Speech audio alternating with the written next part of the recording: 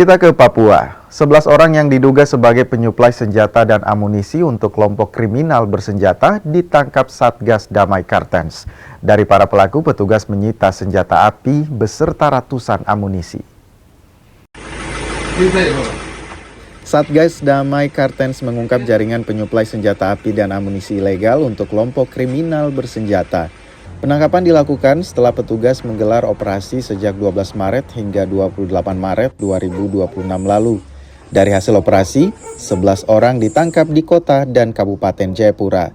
Mereka yang ditangkap memiliki peran berbeda, mulai dari penyumbang dana, pembeli senjata dan amunisi, hingga penghubung dengan kelompok bersenjata. Petugas pun menyita senjata api rakitan, magazin, dan ratusan butir amunisi berbagai kaliber.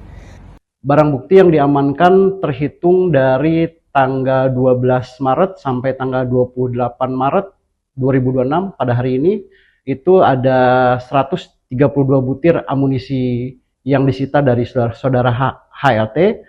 Ada juga ratusan amunisi dari berbagai kaliber, ada satu senjata rakitan dan juga sejumlah magazin yang diamankan. Selain itu juga penyidik menyita ada komponen-komponen senjata, ada 5 pucuk yang tanpa izin.